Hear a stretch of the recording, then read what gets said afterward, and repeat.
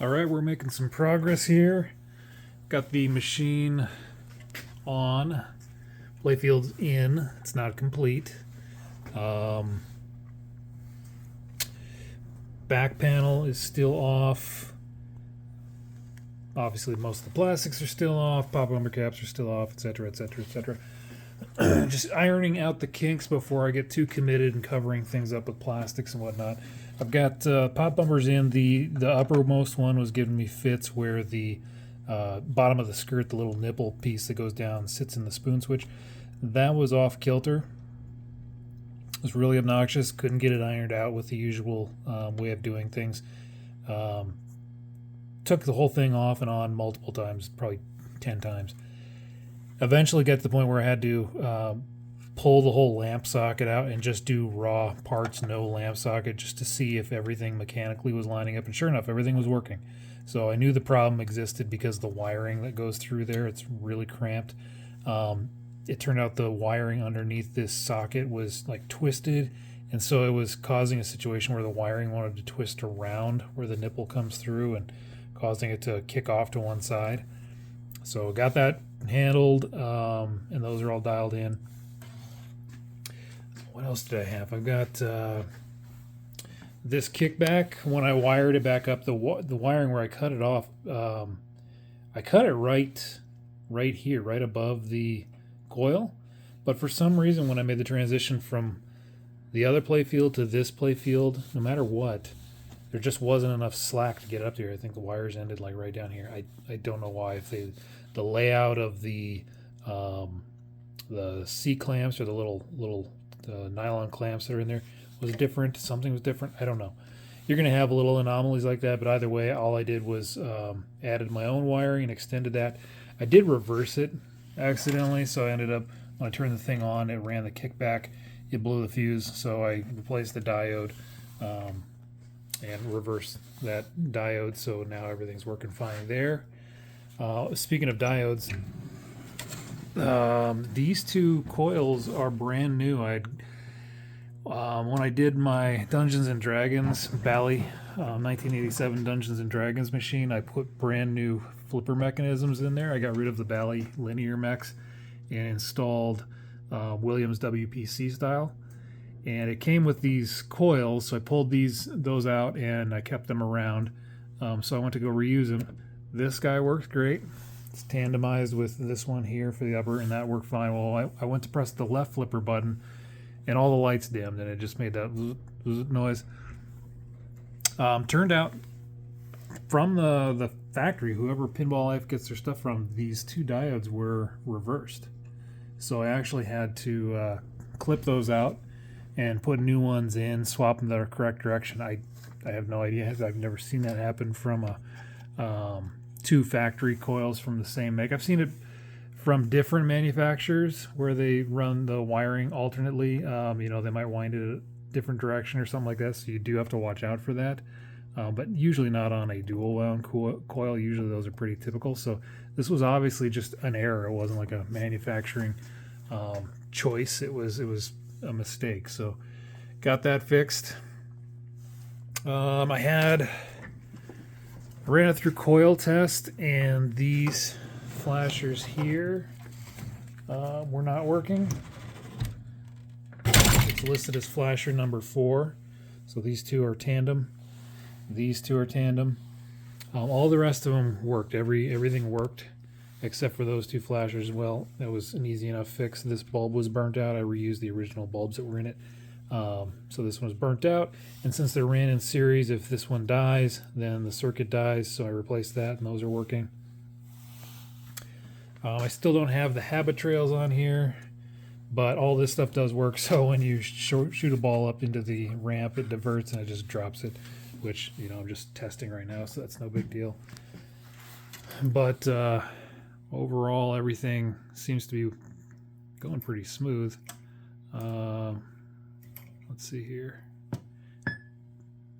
It has batteries in the game now, but the battery terminals are not, they're not good. They're corroded over, so I need to replace those. So it does try and tell me that I got bad batteries every time I turn the thing on. So we got to put a coin battery in there. Oops. So I've got this new problem where the test switch is snapped. The little button that's on there, it's really annoying. It's like really annoying. So you put it on, the little spring pops it right back off. So you got to deliberately not press it necessarily. You got to press it and then not release it. You gotta press it and then bring it back up slow. So it does this kind of crap. It's really obnoxious. Please stop. Let's try this again, shall we? I've got some super glue in there. I'm waiting for it to cure. I forgot that was in there.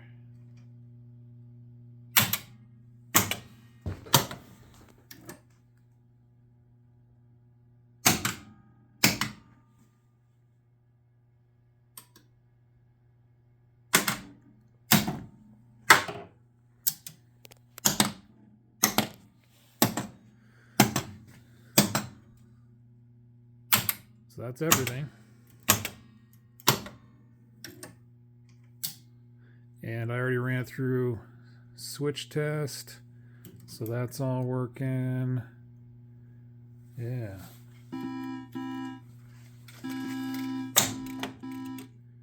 Now I thought I remember it had a, like the sounds work, but it wasn't playing audio during the gameplay, but maybe that was because I had something else going on. I don't know. Let's try it out.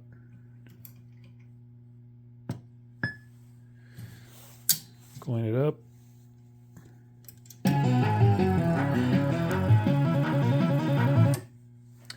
Should probably put the balls in it. All right, so if you have the apron off, if you're ever doing work underneath here, the this little guy is a gate, and guys will put it all together and go, my game is doing this. What's going on? Well, it's because your gate flipped around. If your gate's flipped around, it's going to reject. So you got to spin it back around so it faces this direction and can go this direction. Similar to that, if you're ever having issues where the ball keeps kicking and trying and won't go down the chute properly, or it won't come out at all, it's because of this little adjustment right here. If this is too far forward this way, the ball won't be able to release properly. If it's too far that way, it gets sloppy and rattles around. So you really do want to have that dialed in so that the ball only goes out and drops into the chute.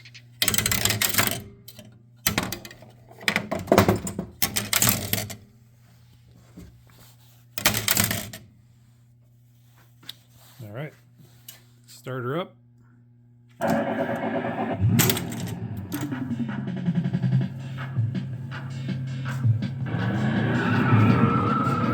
This will shoot up, so I might as well shoot it.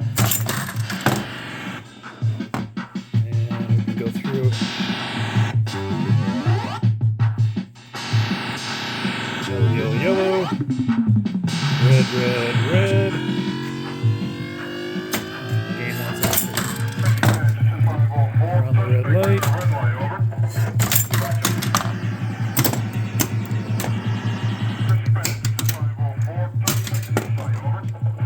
Buddy, enough of that.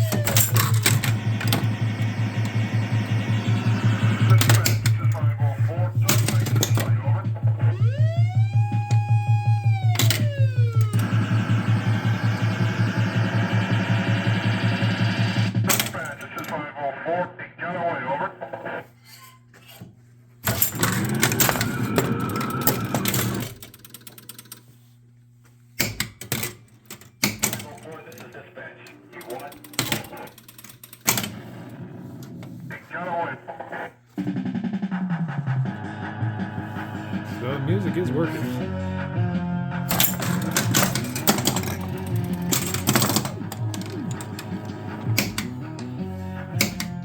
So because the diverters have nowhere to send the ball, it gets confused, and so the game tries. The game tries to start. It starts kicking. If you ever have that situation, sometimes you'll shoot the ball and the diverter will be too slow to react, and then it won't have a place to go. It thinks it's going to send the ball here or here, and in fact it goes further than that, and then it'll start kicking.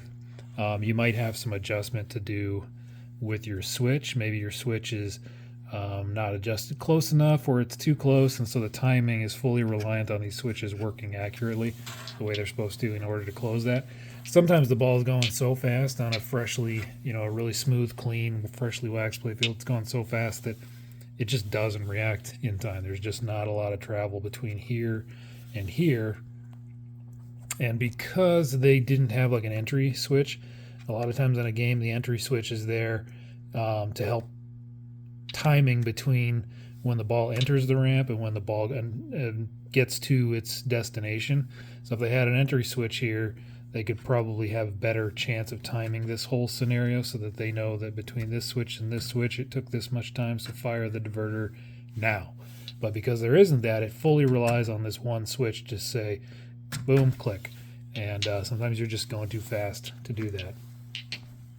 But I got plenty more stuff to do. All the plastics have to be added. Some loosey-goosey things like this little clamp here doesn't have a home right now. I think I've got another couple of those lying around that need to be placed where they need to go. Dodgy. This might not even be dodgy. It might just be... If you buy new LEDs, a lot of times they have the wires too close together like that. And if you just spread them out a little bit and then drop them, then they will make better contact once they actually get into the socket. So that's nice and solid now, is because the wires were too close together. So it's not a bad idea, especially with certain manufacturers, but these are Comets.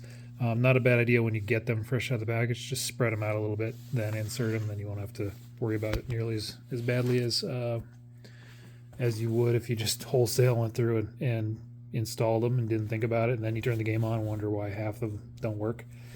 That's probably the problem. Yeah, so overall it's it's slow going, not to get it working, but to get it working and enjoyable. I could have just installed everything and called it a day, but I wanted to make sure everything got polished. I wanted to make sure that everything got fine-tuned and all that, so I took the extra time and did all that. So I've got this really nice looking playfield with all this new stuff on it, and then this awful looking cabinet with questionable structural integrity. So yeah, I still got to go through and replace that guy. I forget what else. There was at least a couple other things they needed to do to this thing, but get the new displays in there and all that stuff. So oh yeah, that's right. Got to deal with this situation. Got to deal with this situation. Got to add the rectifier fuses in. It doesn't have those in there either, so I'll have to mount those over here. I noticed this has some, it's getting warm too. It's got some nice brown connectors on the GI circuit. It's not warm, but it's warm. So I'll need to cut that back and redo this whole connection. I'll probably reuse this housing. The housing's not too bad, but the connection's not that great, and when it doesn't, yeah, you can hear it getting crispy.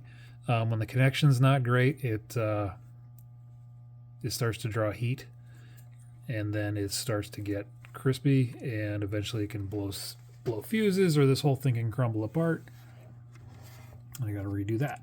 So yeah, I think after all that, I'll have a pretty reliable machine here. And then whatever's going on here, just noticing this. That's probably nothing. This is probably just them trying to get the slack out of the wiring. I don't see.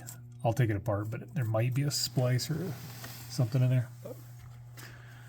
So progress is good. I'll take it any day of the week. So I think I'm gonna put the apron on the machine, throw the habit trails in here, and just run a few balls through it and play it and kind of see how it plays, because I really don't know.